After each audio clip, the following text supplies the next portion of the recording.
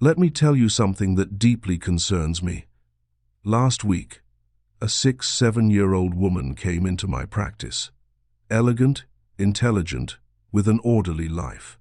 And she said something that left me completely frozen. "Dr. Riso, I have fallen in love, and I feel like I'm losing control of my life." And you know what I discovered in that moment? That falling in love after the age of 60 is no longer the same. And I'm not talking about romance or fairy tales. I'm talking about real dangers that hardly anyone dares to speak about.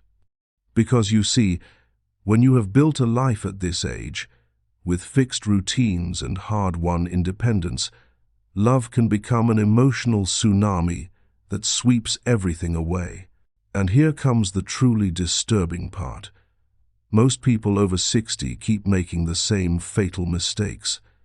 Mistakes that cost them their autonomy, their inner peace, and in the worst case, even their fortune. But before I continue, if this topic seems important to you, give this video a like now. And if you want to receive more content that can protect you in this phase of life and help you make better decisions, subscribe to the channel. This kind of information can make an enormous difference not only for you, but also for someone you love. Make sure to stay tuned because what I will reveal today could save you from one of the most painful experiences you can have at this age. And no, I am not exaggerating. Let's go straight to the core. The first deadly danger of love after 60 has a very specific name: confusing loneliness with love.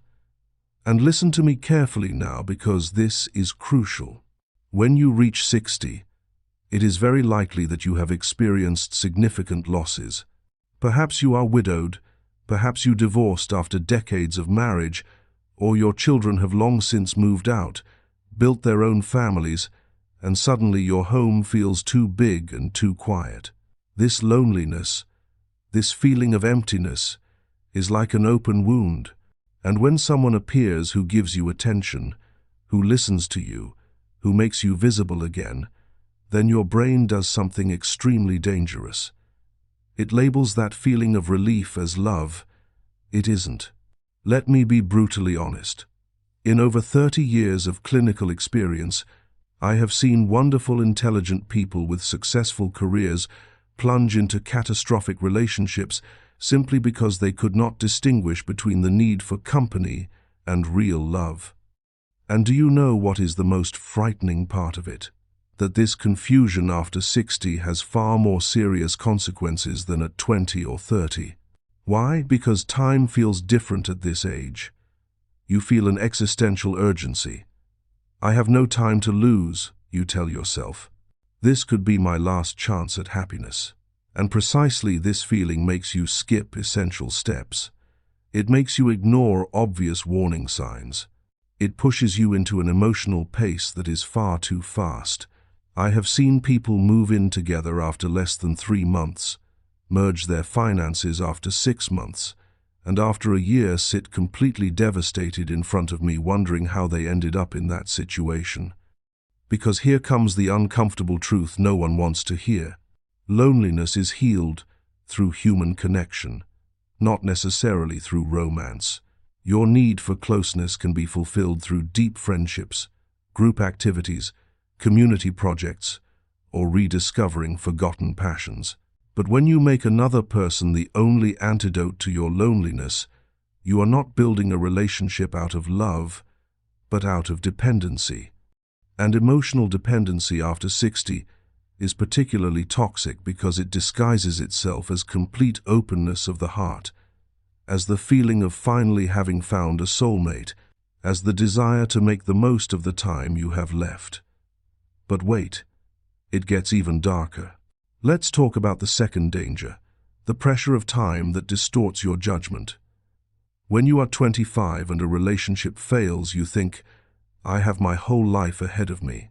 You recover, learn from it, and move on. But after 60, your mind whispers something completely different. This is your last chance. If you miss it, you will die alone. This thought, this primitive fear of eternal loneliness, is one of the most powerful emotional manipulation tools that exist, and I want you to understand something fundamental. This fear is not irrational, it is deeply human. The idea of being without companionship in old age is truly frightening for most people. But here is where the problem begins. Decisions made out of fear always end badly. Let me tell you about Roberto, 64 years old, a retired engineer, widowed for 3 years, 2 adult children who live in other cities. Roberto met Patricia at a dance event. She, 58, divorced, charming, open, everything he had been missing in his gray, predictable life. After 2 weeks, they saw each other every day. After a month, she practically lived with him. After 3 months, he proposed to her. His children warned him, "Take it slower, you hardly know her." But do you know what Roberto answered? "You are young. You have time. I don't. I will not waste the rest of my life waiting for the perfect moment." 6 months later, already married, Roberto discovered that Patricia had significant debts she had hidden and that she expected him to pay them, because that's what spouses do. Her charming, extroverted nature also meant constant outings with friends, financed from his account. But the worst part wasn't the debts. The worst part was the emotional blackmail Roberto faced whenever he tried to set boundaries. "You don't love me anymore. You regret marrying me. Maybe I should leave and let you be alone again, just like before." And that is the perfect trap. Roberto, in a panic at the thought of being alone again, kept giving in. He lost his inner peace, his autonomy, his relationship with his children, and a large part of his fortune, all because he made decisions from a feeling of now or never. But here comes something that hardly anyone tells you. This time, pressure is an illusion. Yes, you heard correctly, an illusion. The idea that after 60 time is running out to find love is a mental construct reinforced by fear. The statistical reality looks very different. More and more people find meaningful relationships in later stages of life. With digital platforms and longer life expectancy, the opportunities for connection are greater than ever before. But when you convince yourself that this is your last chance, your brain switches into scarcity mode. And in scarcity mode, you accept the unacceptable, you tolerate the intolerable, you ignore the obvious.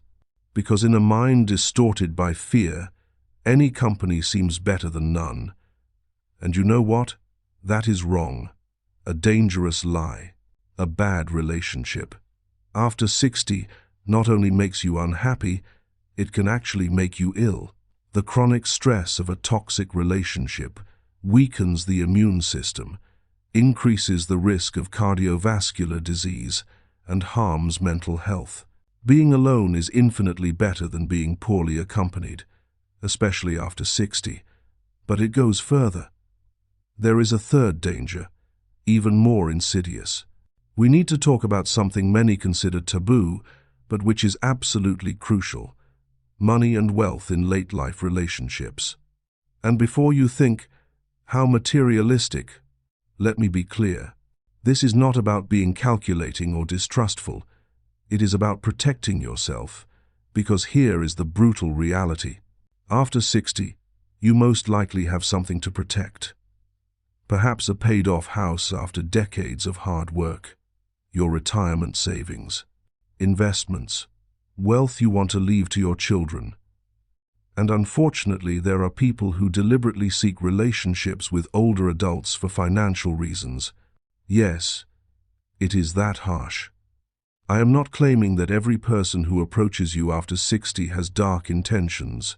Most are honest. But emotional and financial predators exist. And after 60, you are an especially attractive target. Why? First, because you probably have resources.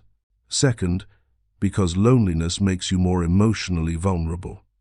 And third, because your generation is often more trusting, less suspicious than younger generations who grew up in the digital age. Let me tell you about Mercedes. 66 years old, retired university professor, decent pension, her own house in a good area. She met Javier in a cafe. He, 62, polite, attentive, educated. He sent her flowers, called her daily, recited poems. Mercedes was thrilled. After years of loneliness, she had finally found someone who appreciated her. After 4 months of dating, Javier told her he was having temporary financial difficulties. His company had gone bankrupt. He had debts, but he would soon sort it all out because a project was almost completed. Mercedes, in love, lent him money. It's only temporary, she told herself. He would do the same for me. 2 months later, Javier needed more money to finally complete the project. Mercedes took out a mortgage on her house. You can imagine the ending. Javier disappeared with the money. Mercedes lost her house. At 66, she had to move into a small apartment, start working again, and face the reproaches of her children, who had warned her again and again. And the worst part was not even the financial loss. The worst part was the loss of her self-confidence. "How could I have been so stupid?" she said during the session. "I am an educated, intelligent woman. How could I let myself be deceived like that?" But Mercedes was not stupid. Mercedes was human. Love, especially when mixed with loneliness and longing, clouds judgment. It makes you want to believe. It makes you overlook contradictions. It makes you justify questionable behavior. And here is the crucial point. Predators know exactly how to detect emotional vulnerabilities. They know exactly what to say, how to make someone who felt invisible for a long time feel special again, how to create artificially accelerated intimacy, how to ask for small favors that slowly turn into exploitation. And this is not only about direct money. Manipulation can look much more subtle. Maybe he asks you to transfer a property into his name to simplify things. Maybe he tries to convince you to change your will, to isolate you from your family and friends because they don't understand your love. Maybe he moves into your house without contributing financially. Maybe he uses your credit cards or wants you to co-sign his debts. And you know what the most perverse thing is? These demands usually come wrapped in the language of love. "If you really loved me, I thought we were a team. Don't you trust me?" So what to do? Fall into paranoia? Distrust everyone? No. But a healthy level of self-protection is essential. Never mix financial commitments before you truly know someone. And by truly, I mean at least 1 year of a stable relationship.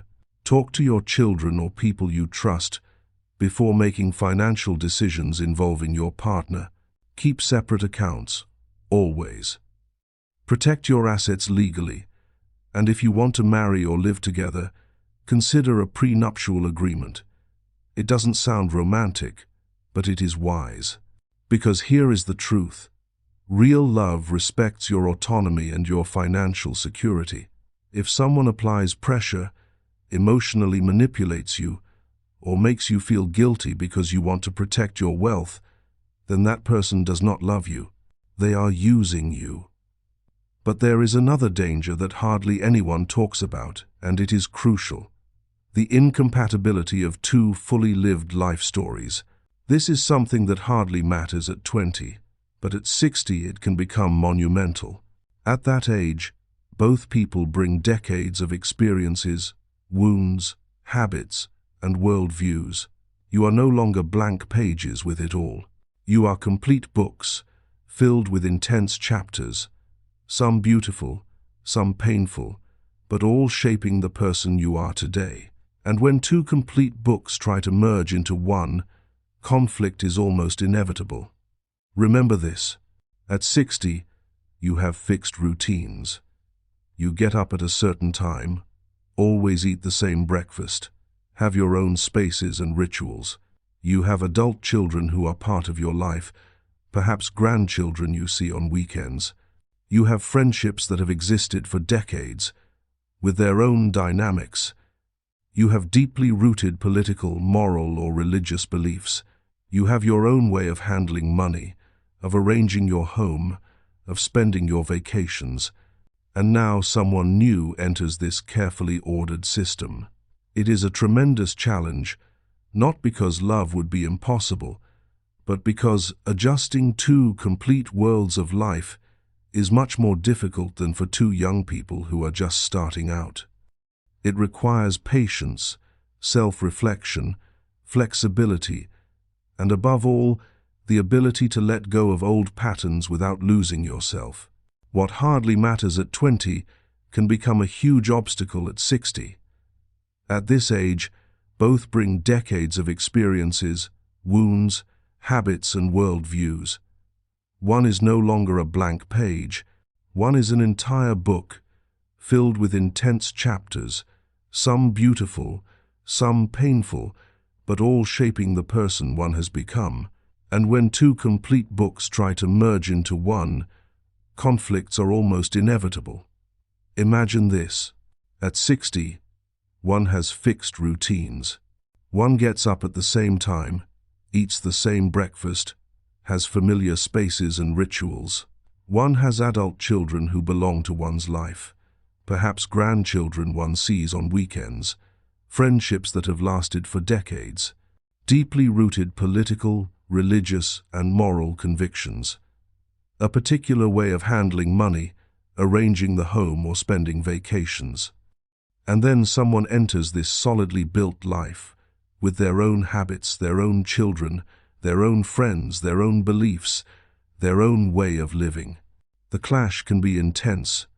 An example of this is Eduardo and Sylvia.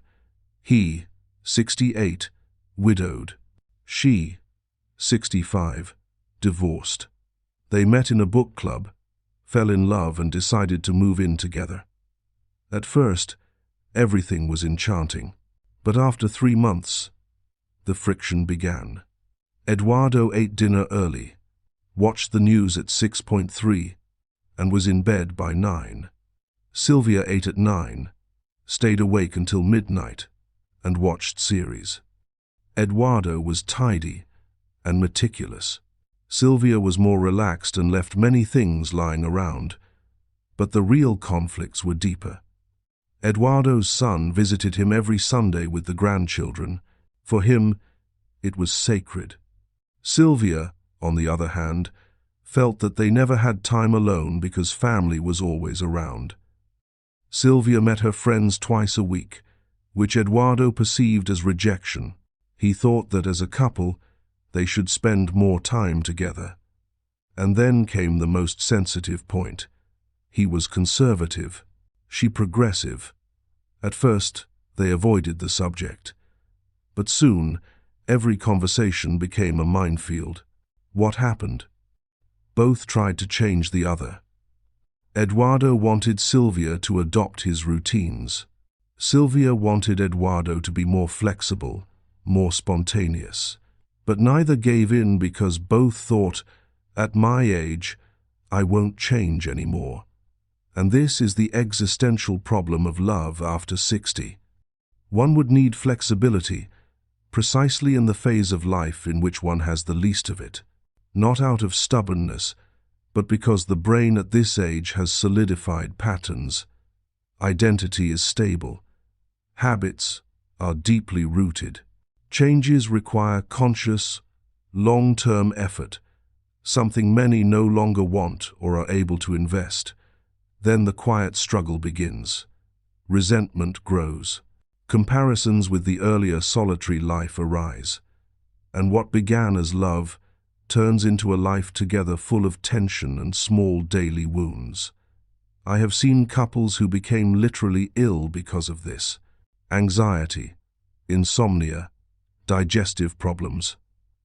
The stress of trying to unite two complete lives without real tools or willingness is enormous. And here comes something hardly anyone says openly. You don't have to move in together. Yes, you heard correctly.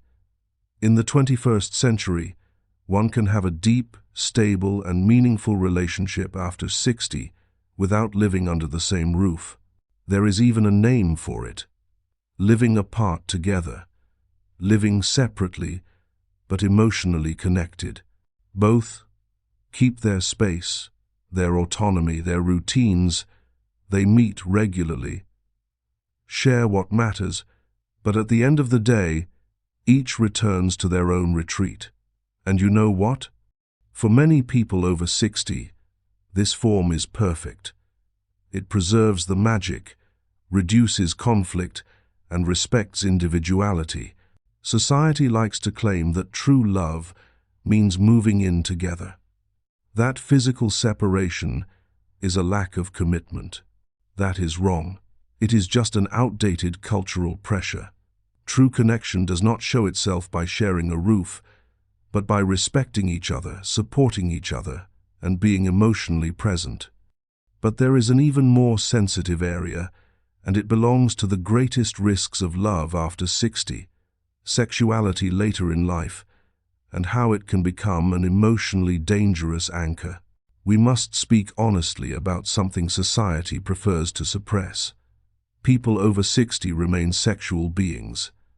They still long for closeness. They still feel physical attraction. The desire does not disappear with age, it only changes its form. But if one has gone years, sometimes decades, without physical contact, returning to intimacy can be overwhelmingly strong. And this is where one of the greatest dangers lurks. One can confuse the intensity of a physical connection with true love. Let me explain. If one has been alone for years, if the last intimate experience lies so far behind that it feels almost foreign, and suddenly someone touches you again, someone who looks at you with desire, who makes you feel attractive, then the brain is flooded. Oxytocin, dopamine, endorphins, the chemical cocktail of bonding. And this chemical wave can make one believe they have found the love of their life. In truth, it is often nothing more than the deep relief of a basic human need that has been dormant for a long time. I have heard countless times, Dr. Riso, I have never felt anything like this. It must be true love. And my answer is usually, how do you know it is love and not simply intimacy after a long emotional drought? This distinction is crucial, because when you make important decisions, moving in together, getting married, sharing assets, based solely on the power of a physical connection, you are building on sound sexuality as something wonderful, necessary, deeply human. But it is not enough. And after 60, the confusion between desire and love can lead you to attach yourself to people who are emotionally or morally completely unsuitable. And there is also another aspect that hardly anyone speaks about openly: the pressure to perform.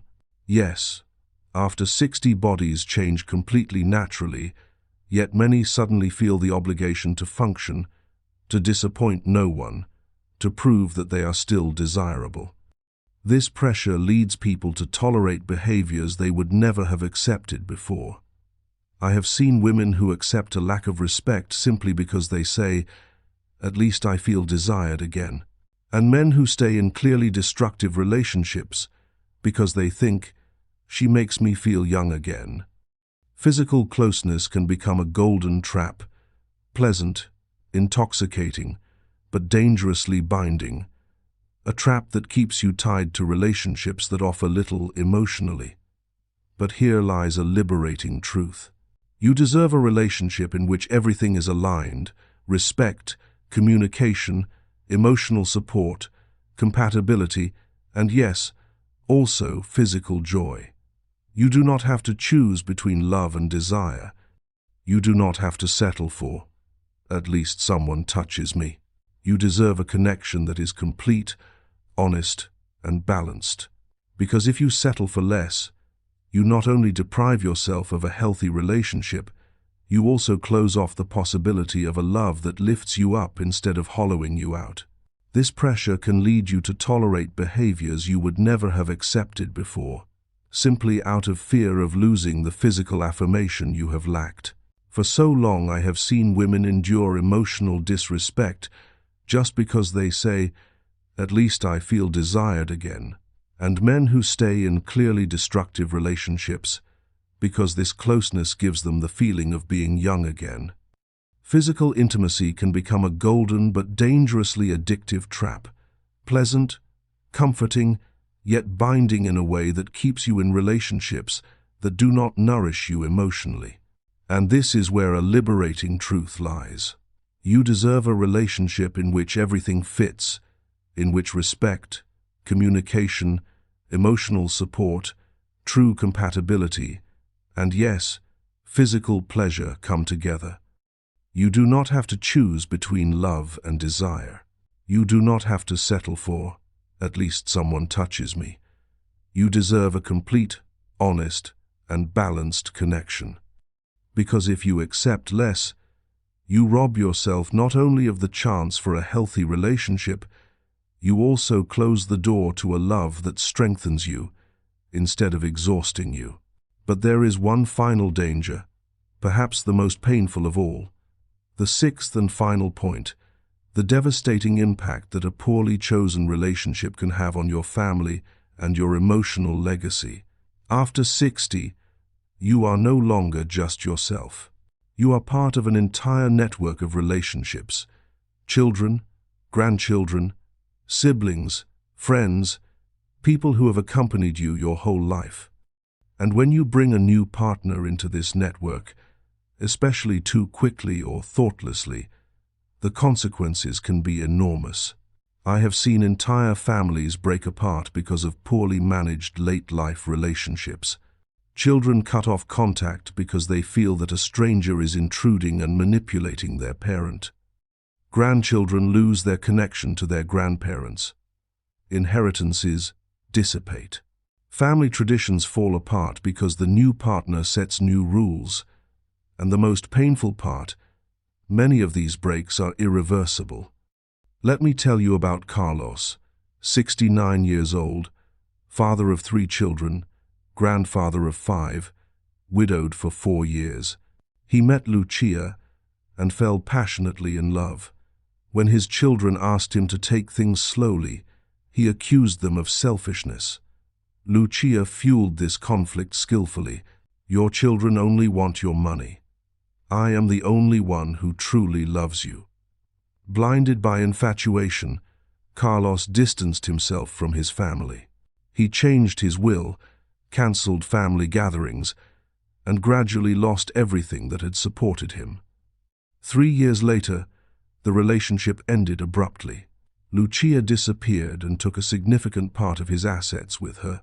When Carlos tried to reconcile with his children, it was too late. The wounds were deep. Only one of his children returned. The other 2 never forgave him. Carlos died 2 years later. Surrounded by silence, that is the real price of impulsive decisions after 60. It is not just about your happiness. It is about the emotional legacy of your entire life. Think about it. You have built relationships for decades. You were there for birthdays, graduations, weddings. You held your grandchildren in your arms, created memories that are part of your life story, and all of that can fall apart in a few months. Because of a wrong relationship, yes, it can happen. And there is one thing you must understand. Your adult children have the right to worry, not because they want to control you, but because they love you, because they see warning signs you overlook in the intoxication of infatuation. I have often heard, "My children don't want me to be happy." In most cases, that is not true. They do not want you to be hurt, manipulated, or exploited. They do not want to watch someone who has only recently entered your life destroy everything you have built together over half a century. That does not mean that your children should decide for you. Your autonomy is sacred. But it does mean that you should listen to them. Listen without judgment. Weigh things without closing yourself off. Sometimes emotional distance gives a clarity you yourself cannot have. Let me show you the other side, what a healthy story looks like. Maria, 65, met Roberto. Her children were skeptical at first, but she listened to them. She introduced Roberto gently, without rushed changes. She kept her traditions, her gatherings, her separate finances. Roberto respected that. He did not push, did not isolate, did not divide. Over time, he earned everyone's trust. 2 years later, Maria's family accepted him because they saw that his love enriched her life rather than diminished it. That is the key. Balance. You can have a new relationship and at the same time preserve your family ties. It is not a choice between one or the other. But if your new partner forces you to choose, distances you from your loved ones, or turns you against them, then that is a gigantic warning sign. True love does not separate. True love connects. It respects that your family is a part of you. Anyone who demands that you cut off your story is not looking for love, but control. Isolation is always the first step toward abuse. And I want to leave you with this thought. Your legacy is not measured in money, not in possessions. Your legacy lies in the memories you leave behind, in the relationships you nurture, in the way your family will one day remember you. How do you want to be remembered, as someone who spent their final years in love and respect, or as someone who lost everything because of a relationship that was never worth it? The choice is yours. What you choose today will be the story told about you tomorrow. And what is the conclusion? That one should no longer fall in love after 60? That one must resign oneself to loneliness? Not at all.